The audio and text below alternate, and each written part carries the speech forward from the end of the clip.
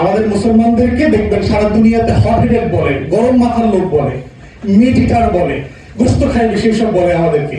পশ্চিমারা ওরিয়েন্টালিস্টদের লেখা পড়েন, দেখবেন আমাদের সম্পর্কে এই ধরনের শব্দ তারা বলে। আমিও তো ঠিক কথার ভিতরে যুক্তি খুঁজে পাই, আমি তো সেই ইমান খুঁজে পাই না। আল্লাহর মেহেরবানিতে মুসলিম বিশ্বে অমুসলিম বিশ্বে অনেক দেশ আল্লাহ আমাকে ঘোরার সুযোগ দিয়েছে, আমি তো এই সাত যোগ্যতার আলেম খুঁজে পাইনি। এখনো যারা তরুণ ওলামায়ে কেরাম এখানে আছেন তারা মিলায় পড়বেন আর কি, আর যারা আকাবের আছেন, মুরব্বীরা আছেন, আপনারা ভাববেন যে আপনারা আসলে কি পড়াচ্ছেন।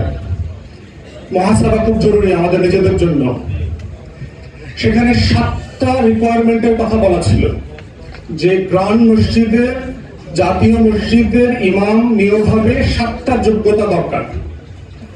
প্রথম বলা আছে তাকে 4টা ভাষায় পারদর্শী হতে হবে, আরবি, ফার্সি, তুর্কি এবং ল্যাটিন। ল্যাটিনের জায়গায় আজকে কোন ভাষা যোগ হবে? দ্বিতীয় যোগ্যতা বলা হয়েছে তিনি ইসলাম যেমন জানবেন, তিনি তুলনামূলক ধর্মতত্ত্ব জানবেন, মানে তিনি বাইবেল জানবেন, তোরা জানবেন, old testament, new testament, everything জানবেন। তিনি প্রত্যেক ধর্ম সম্পর্কে তার ধারণা থাকবে। তৃতীয় বলা হয়েছে যে ইসলামের শরিয়া এবং ফিকহ সম্পর্কে তার অগাধ নলেজ থাকবে এবং পৃথিবীতে মুসলিম বিশ্বে প্রচলিত প্রত্যেকটা মাযহাবের উপরে তাকে পণ্ডিত হতে হবে।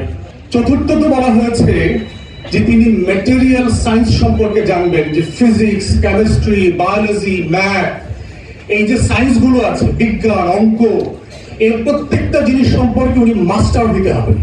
পঞ্চম যোগ্যতা বলা হয়েছে যে তিনি যুদ্ধবিদ্যা সম্পর্কে জানবেন, তিনি তীর চালাতে পারবেন, তিনি ঘোড়া সওয়ার করতে পারবেন, যুদ্ধের যে যত আইটেম থাকবে সেগুলো উনি জানবেন।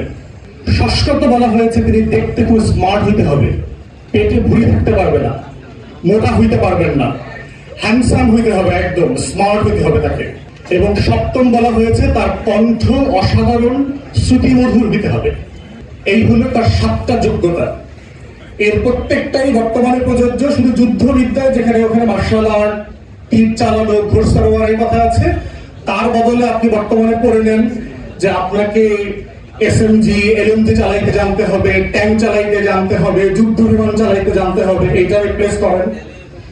আর হচ্ছে ভাষার যেটা, এখন তরুণ ওলামায়ে কেরাম যারা আছেন তারা আজকে বাসায় গিয়ে আয়নাতে দেখে চিন্তা করবেন, এই বিজ্ঞাপনটা যদি 2024 সালে দেওয়া হয় আপনারা একজন আবেদন করতে পারবেন কিনা। আপনাদেরকে ছোট করবার জন্য বলছি না।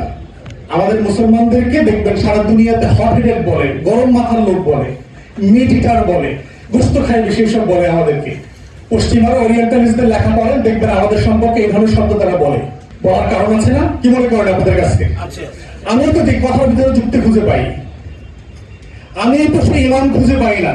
আল্লাহর মেহেরবানিতে মুসলিম বিশ্বে অমুসলিম বিশ্বে অনেক দেশ আল্লাহ আমাকে ঘোরার সুযোগ দিয়েছে, আমি তো এই 7 যোগ্যতার আলেম খুঁজে পাইনি। এখনো আমার ওলামায়ে কেরামদের প্রতি আমার কোনো অশ্রদ্ধা নাই, আমি আপনাদেরকে ওয়ারাসাতুল আম্বিয়া মনে করি। কিন্তু বুঝতে হবে যে আল্লাহ তাআলা অযোগ্য ব্যক্তির হাতে নেতৃত্ব দেন না, পৃথিবী দেন নাই কখনো। সারা পৃথিবীর নেতৃত্ব উসমানীয়দের হাতে কেন দিয়েছেন, এই বিজ্ঞাপনটা আপনাদেরকে মাথায় নিতে হবে।